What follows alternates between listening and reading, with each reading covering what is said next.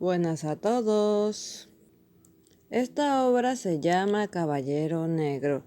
Eh, en la sinopsis se ve interesante, pero admito que siento que faltaron signos de puntuación o no me gustó la forma en la que lo describieron más bien por palabras, pero cosas mías. No, bueno. Al principio en la historia vemos unas imágenes que si ya estás en mi rango de edad o sabes mucho de anime, al menos el tema mecha, sabrás que son una referencia.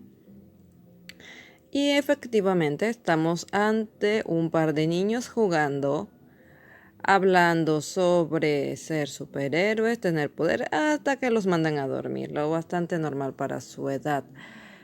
Con respecto a la referencia, bueno, solo está ahí estética, no está, pues, digamos, puesta en una forma en la que rompa la historia o interrumpa lo que está pasando y solo es un juguete. Admito que estoy preocupada porque hay algunos que se están poniendo más como a hacer referencias a obras que les gustan que a desarrollar su propia obra, pero esperemos que este no sea el caso y que solo sean detallitos. El capítulo 2, este muchacho nos comenta que tiene una capacidad de regenerar su cuerpo desde que sabe. Sospecha que es adoptado por una serie de papeles que encontraron. Y bueno, su padre no le dio mucha importancia, pero también es cierto por lo que nos dice que pronto estos lo abandonaron. Estas frases son un tanto extrañas. Y por lo que dice de su madre no fue que quisieran realmente hacerlo. Así que supongo que es el misterio para llamarnos la atención. Ya veremos qué ocurrió aquí. Luego saltamos unos años. Me gustaría que indicaran cuántos. Lo vemos en lo que debe ser el bachillerato. Mencionando ese error y ahora que está lleno de dudas por esa desaparición como por su regeneración extraña. El profesor lo manda a aterrizar porque estaba en la luna y vemos que junto con sus compañeros de clase está participando de lo que parece ser un amigo dulce o amigo secreto. Aquí en Colombia eso se realiza en septiembre, pero la forma en la que lo están haciendo aquí está medio rara porque todo el mundo está diciéndole a todos quién le toca en el propio salón. Por lo general solo se lo dices a tu grupo de amigos o al menos acá y te aseguras de que la persona que le tocó no lo sepa. Ahora hay uno al que le tocó a alguien que no le agrada y se entiende que se queje, pero por lo demás creo que no deberían o no sé cómo localicen en otros lugares.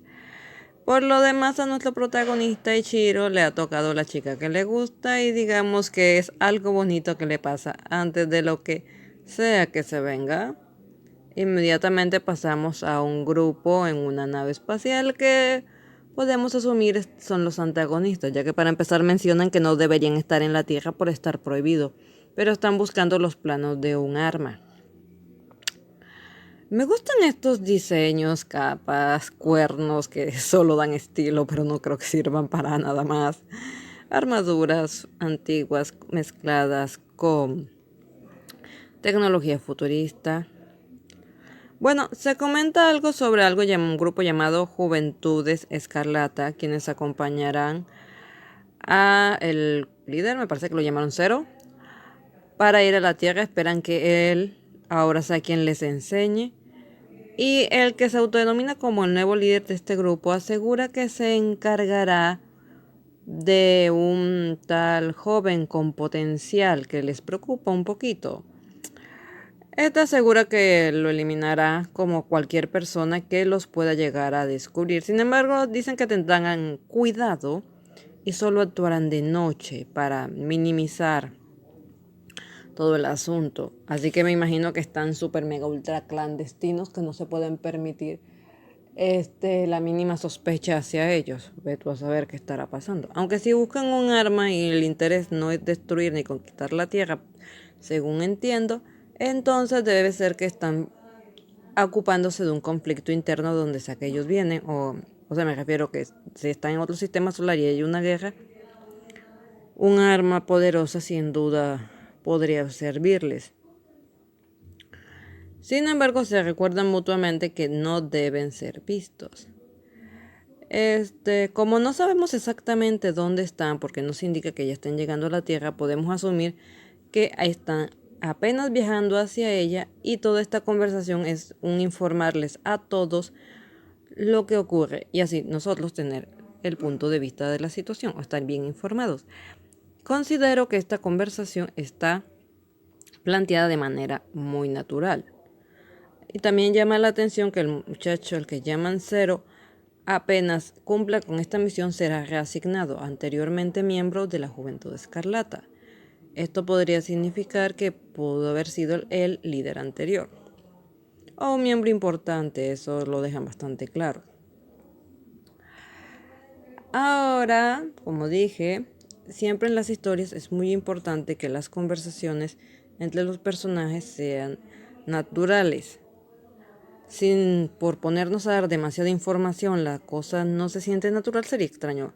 Por ejemplo, aquí ya nos mostraron quiénes son el grupo de compañeros, tenemos una idea de lo que puede ser la dinámica, la jefa del grupo que se ve súper seria, sabemos que está el latoso del grupo y la chica que le gusta al protagonista. De momento es suficiente, ya después sabremos más sobre ellos en las siguientes partes.